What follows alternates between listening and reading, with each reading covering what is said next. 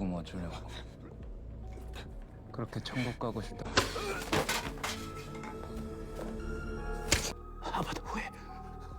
득치라고.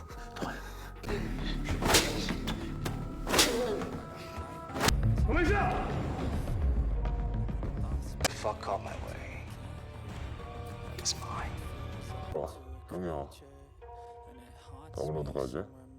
Halo guys, balik lagi ke channelnya Mimin. Gimana kabar teman-teman semua? Semoga baik-baik aja ya. Oke, di video kali ini mari kita lanjutkan review dari drama No Way Out The Roulette. Gimanakah kira-kira endingnya? Ini dia, bye Mimin.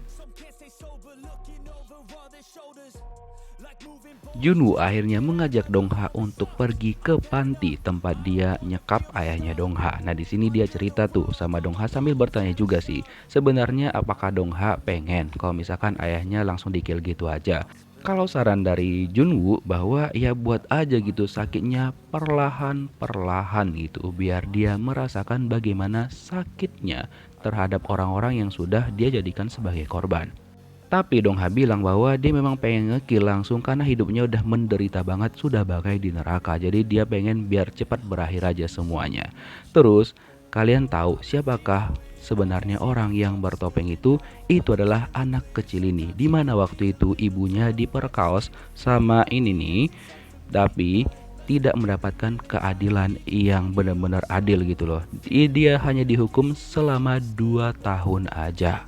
Dan ketika dia bertanya sama Pak Pol bahwa ya emang kayak gitu cara kerja hukum gitu, apalagi waktu itu dia kan masih kecil banget dan dia nggak terima akan keputusan itu dan dia mencoba untuk ngekill orang yang sudah memperkaos ibunya, tapi ya nggak jadi gitu kan.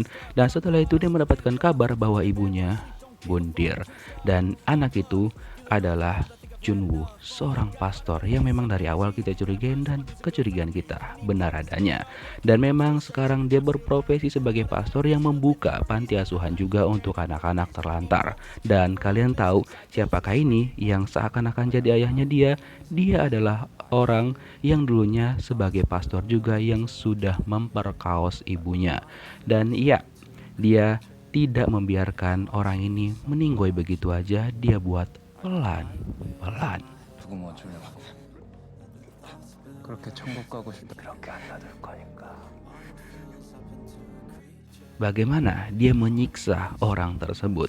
Yaps, dia suntikan beberapa larutan yang bisa membuat orang itu lumpuh pelan-pelan. Jadi begitulah dia merasakan penderitaannya selama bertahun-tahun. Kita flashback lagi nih di 20 tahun yang lalu, di hari dimana Junwoo itu terpaksa harus menerima keputusan hakim tentang ibunya. Terus Pak Pol itu bilang sama Junwoo kalau misalkan ada apa-apa hubungin dia aja gitu kan. Dan ketika dia balik ke kamar ibunya itu nggak ada dan dia nyari-nyari dong di mana keberadaan ibunya. Lalu dia ke kamar pastor dan di sanalah dia menemukan pastor itu baru aja ngapa-ngapain ibunya, lagi dikuda-kudain dia kan. Dan kata pastor itu ibunya lagi sakit gitu, makanya dia mau ngerawat ibunya. Padahal itu tuh disuntikan beberapa obat sama ibunya Junwoo, makanya ibunya jadi lemes kayak gitu. Junwoo nggak terima dan dia melakukan ini sama pastor.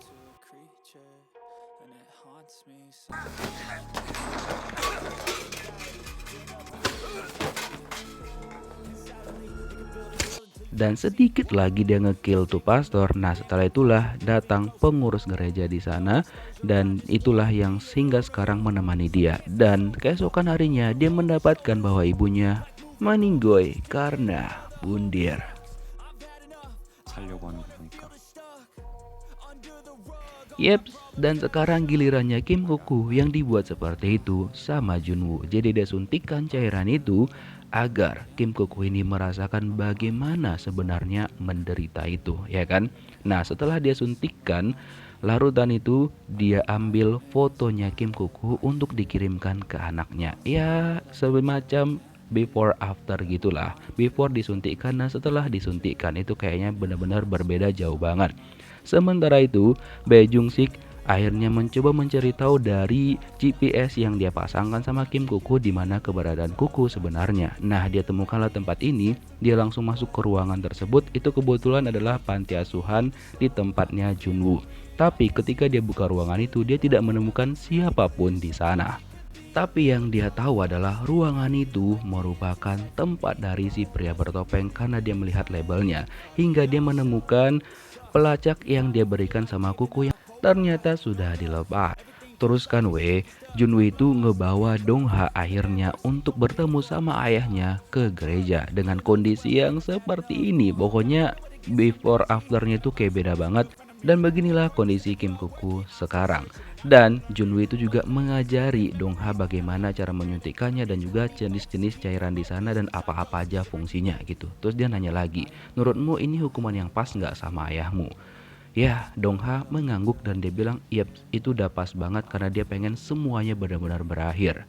Tapi ternyata lokasi mereka itu udah di-share sama Junwoo dan semua masyarakat yang memang membutuhkan hadiah 20 miliar won itu langsung berbondong-bondong ke sana, termasuk juga para polisi yang mendapatkan informasi itu sebelum ada keributan mereka juga pergi ke sana.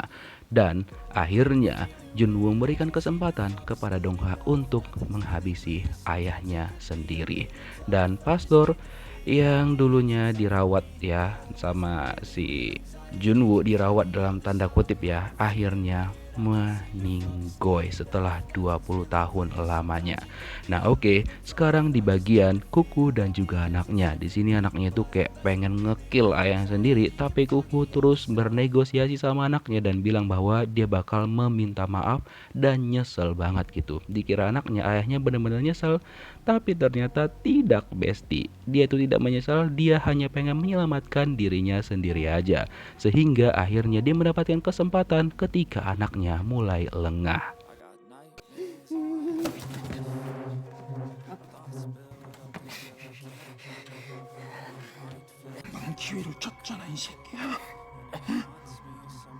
Karena Junwoo tahu bahwa Dongha itu memang pasti bakal melakukan kesalahan dan berakhir seperti ini, dia langsung masuk ke sana.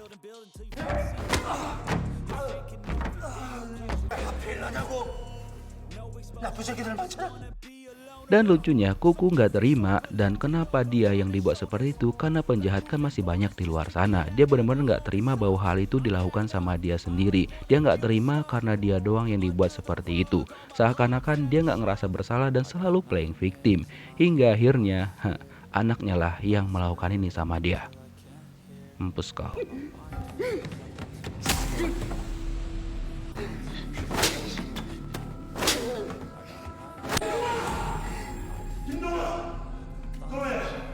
Tapi ketika di last part, ternyata Bae Jung Sik datang dan dia menghentikan semua itu. Jadinya ya Dongha gagal lagi ngekill ayahnya gitu kan.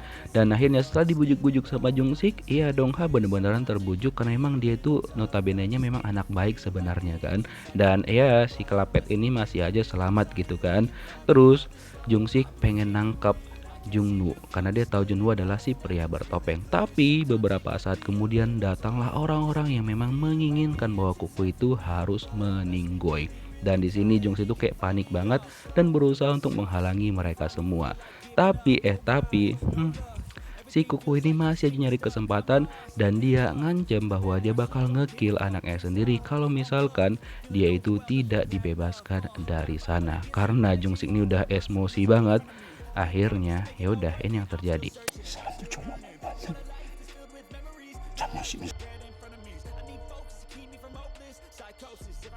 Akhirnya yang ngekill Kim Kuku adalah Bae Jung Sik sendiri.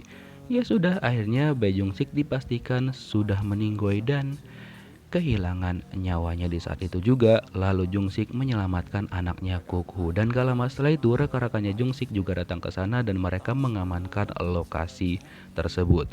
Tapi Jung Sik mencari di mana Junwoo, dia ternyata udah kabur duluan. Nah, keesokan harinya itu diberitakan bahwa Kuku udah meninggoy. Dan ya polisi pun mencari-cari di mana keberadaan dari Junwoo, tapi mereka hingga sekarang belum menemukan keberadaannya. Terus mereka juga melindungi Jung Sik, rekan-rekannya maksudnya ya. Mereka bilang bahwa Jung Sik itu nggak tahu apa-apa dan dia bebas dari hukuman. Dan anaknya Kuku itu udah dirawat di rumah sakit dan dia baik-baik aja. Dan mungkin dia udah ngerasa tenang karena ayahnya udah nggak ada lagi kan. Terus anaknya Jung-sik juga akhirnya udah siuman dan dia baik-baik aja. Dan gak dijelaskan sih bagaimana pemeriksaan lanjutan yang disebutkan sebelumnya. Mungkin setelah diperiksa kayaknya anaknya juga udah baik-baik aja dan aman kondisinya.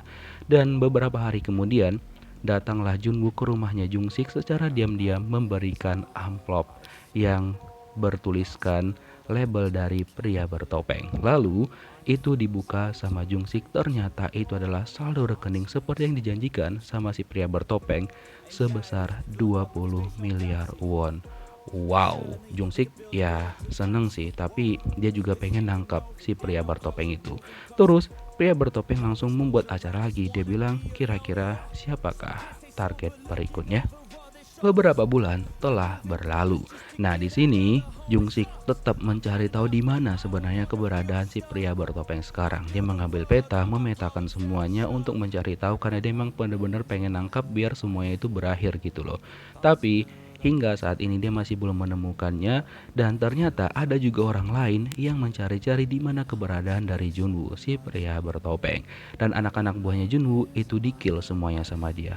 Yap, Mr. Smile. Where is he? Seperti yang udah kita duga, kalau dia itu memang masih hidup dan dia mencari-cari di mana keberadaan si pria bertopeng juga. Hingga akhirnya Jung-sik menemukan markas pria bertopeng yang udah didatangin lebih awal sama si Mr. Smile. Dia masuk ke sana dan dia nggak menemukan apa-apa, hanya beberapa orang yang udah meninggoy. Terus dia membuka pesan dari Mr. Smile. Di sini Mr. Smile bilang surprise, dia masih hidup dan dia meminta sama Jung-sik untuk menghentikan pencariannya terhadap si pria bertopeng ataupun Junwoo karena dia mendapatkan klien bahwa dia juga diminta untuk ngekill pria bertopeng. Karena kalau misalkan Junwoo tetap nyari, maka keluarganya Junwoo juga bakal jadi ancaman untuk dikill sama Mr. Smile. So, kira-kira bagaimana endingnya? Apakah bakal ada season 2? Ya, we hope to.